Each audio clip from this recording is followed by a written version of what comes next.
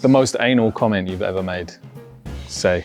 Come on, the most anal comment. I'm not sure you should say that either with the team here, but it's fine. We've all still been paid, so yeah. And continue to be paid. Putting stuff together, holding a drill backwards, yeah.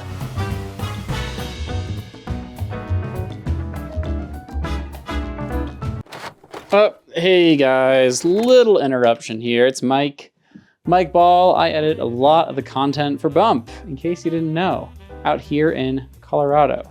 So this wasn't a typical Policy Comms as a thing production. Usually we have like a studio audience, Q&A. This time the team just got together and made some content, which is cool. It would have been cool if I could have been there to guide a couple things, like maybe that they introduce themselves vocally, because it's also supposed to be an audio piece of media, a podcast. That's cool though. I'm gonna try to take a bit more control over this mess, and as long as we're leaning into the video thing, maybe add some light animation to help the team along. I don't know, guys. I think this one is probably best to watch as a video. So yeah, welcome to the Plux Tapes.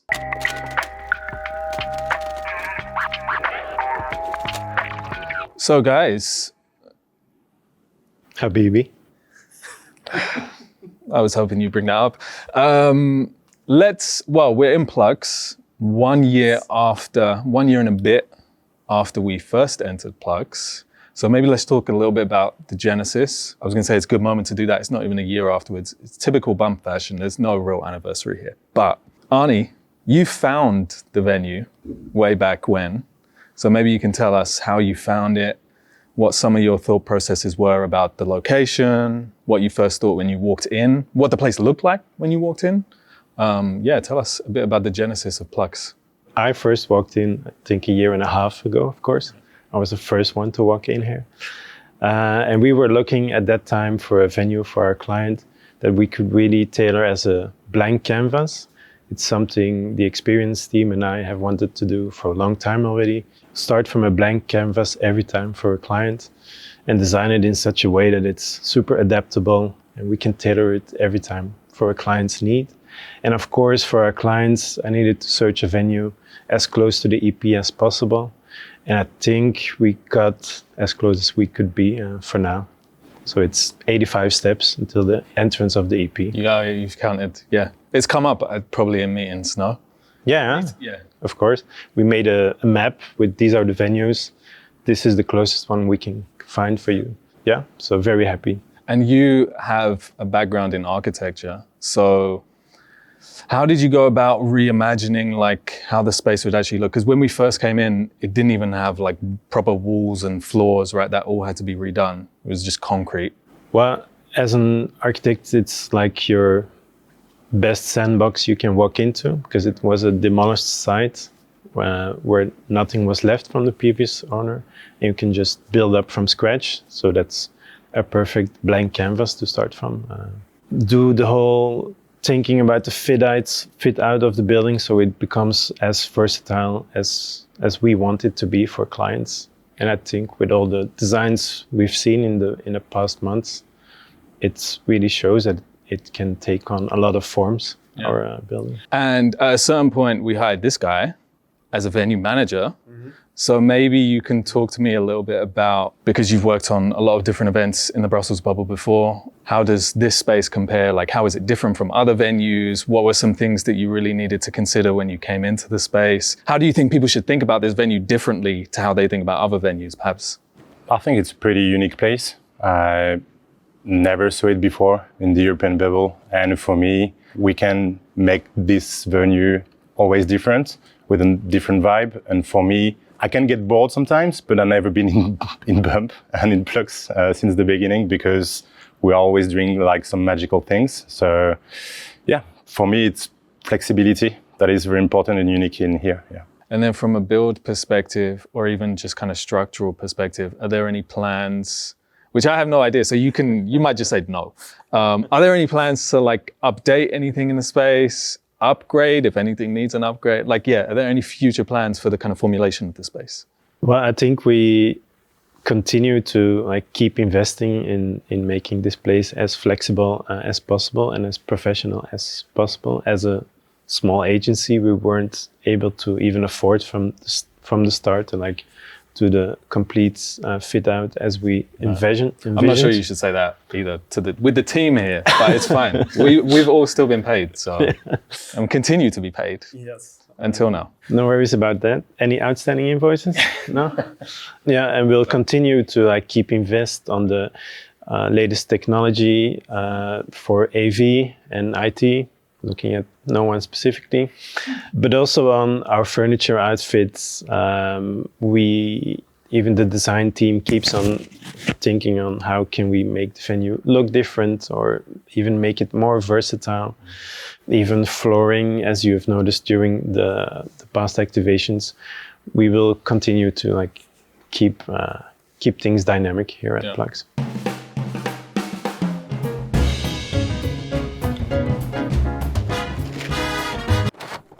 Hey guys, it's Mike again. So for this segment, Brett just wanted to walk around with a boom pole. For those who don't know, that's just a long stick with a microphone on it, and ask the team questions while Martin makes them all coffee. The bit doesn't really work, but he had a lot of fun, so we're just gonna put it in there. If you're listening on audio only, just skip ahead like a minute and 30 seconds.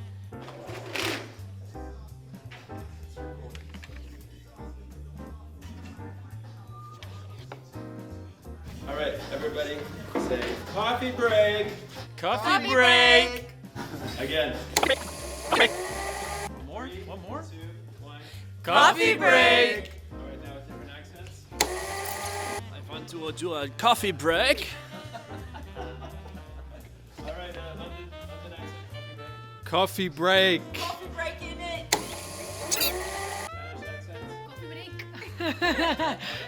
Coffee break. All right, everybody imitate Alexia. 3, 2, 1. Coffee break! Pausa de café. Coffee pause. How would you say coffee break in French? Pause café?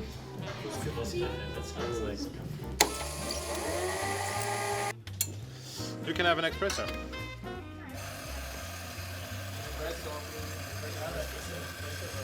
It's on the menu upstairs.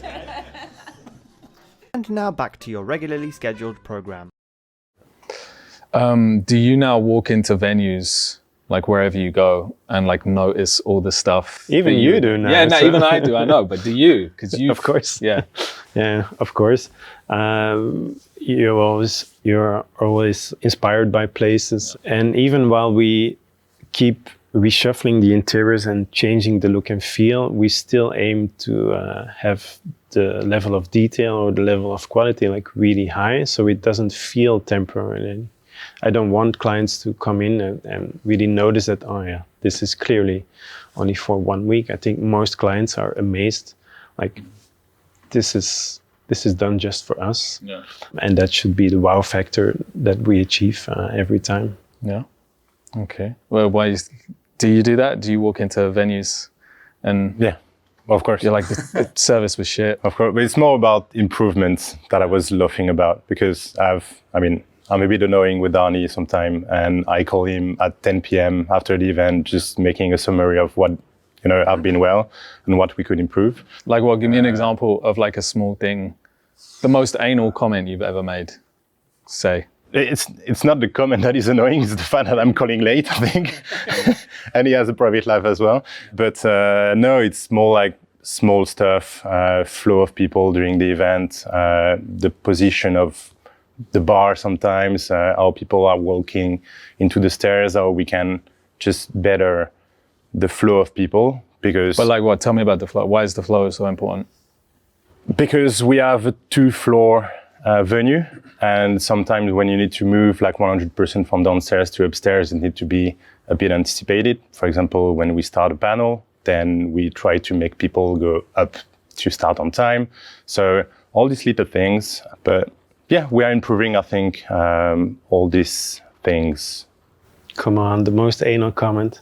What's the most? Do you know it? Have you got something in mind? And you're like, why is he? It's the toilets again. On the It's the first toilets, week right, okay. activation, we locked in the Yeah. sea level suites Yeah.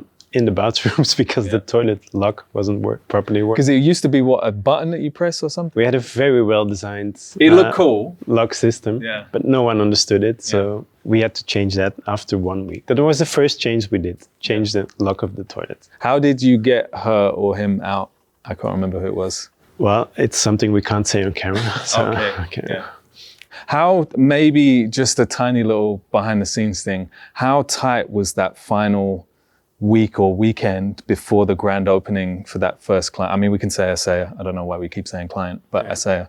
Yeah, how tight were there people in here like sanding things, tiling things? Because it was a really short deadline, right? From like the actual signature to we need to open in November, was it? Yeah, I think overall we had the keys 1st of July to this space, but then there's a building holiday, etc. So we could only start in half of August, and we had to open 10 weeks later. Yeah. So doing a full fit out of a building, everything, electricity, ventilation, toilets, finishings, etc.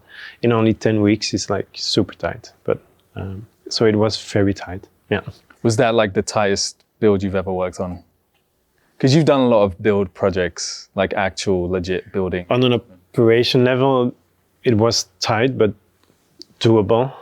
It was doable. But we also knew that we had the weeks after to like keep improving the venue, but getting into a state in which the client was satisfied and we were as well. It was super tight, but it's not just me, it's especially the whole team and all the experience and all the good contractors we've been knowing for years that put in a little extra effort to make it not too tight, the deadline.